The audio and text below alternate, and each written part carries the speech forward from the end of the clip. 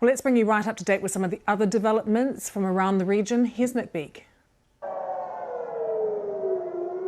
The Israeli city of Ashkelon has been hit by a stream of rockets overnight. Many were intercepted mid-flight by air defences. They'd been fired from inside Gaza, a few miles to the south. Nearby, Israeli forces have been seizing back control and moving into communities that Hamas had attacked. This is Kfar Aza, where soldiers say they've uncovered atrocities, including the murder of mothers and their children. They have just jihad machine to kill everybody, without weapons, without nothing, just normal citizens that want to take their breakfast, and that's all. And they kill them. It's an aggressive thing to see. It's very difficult to see it. But we must remember who is the enemy and what our mission. Our mission is the justice. We're in the right side, and all the world needs to be behind us. Israel says those who did this will pay the heaviest price. And this is their latest response. The bombardment of Gaza continues. Israeli strikes hitting Palestinian communities. Israel's military released this footage showing its operations. It says it's targeting Hamas fighters. Hundreds of civilians have been killed. The airstrikes have caused huge damage to homes and shops. I lost everything. My house, my shop has been destroyed completely. Where do we go? We have become homeless. The Israelis say Hamas has brought this upon Gaza. Israel is accused of breaking international law. Supplies of food, power and water into Gaza have been cut off. Just to the north, across the wire, Israeli troops are arriving in ever greater numbers. Senior commanders warning the next stage of their response will build up to a ground operation into Gaza. We started the offensive from the air. Later on, we will also come from the ground. We've been controlling the area since day 2 and we are on the offensive. It will only intensify. The resistance the Israeli troops will encounter is likely to be fierce. Hamas will be preparing to meet in advance.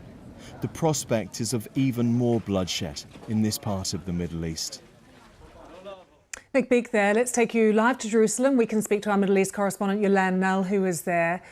Yolande, as the death toll continues to go up and the stories that people are having to listen to, the pictures that they're having to digest, the kind of collective shock and trauma that people are feeling in Israel, I wonder how united or indeed divided people are about the Israeli response now.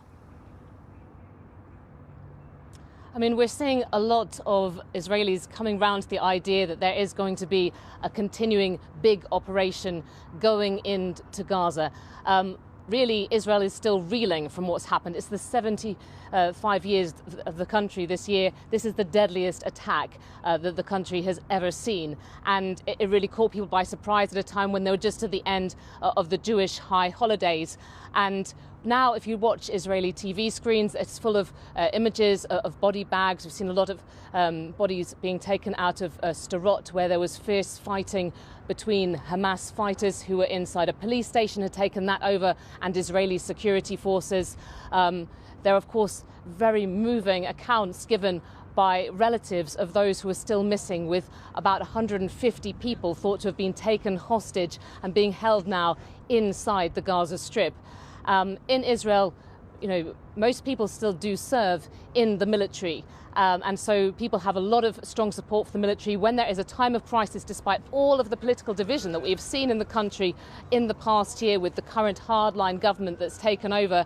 You feel that people are coming together again, united in their grief and in their desire for action, some kind of decisive action that people are calling for against Hamas. And what are they hearing from Benjamin Netanyahu, from the Prime Minister? What kind of rhetoric is he using, Yolande? I mean, extremely strong rhetoric from the Prime Minister, promising that Hamas will pay the price for what's happened, saying that the government is resolute. He has also, compared this to what happened in the Holocaust. It's something that resonates very deeply, this kind of language, of course, with people in Israel. And I did have, Israelis who had been caught up in the violence saying similar things to me. At the moment, as I say, everyone is still really caught up in the shock, but there is this united idea that some kind of strong action needs to happen now.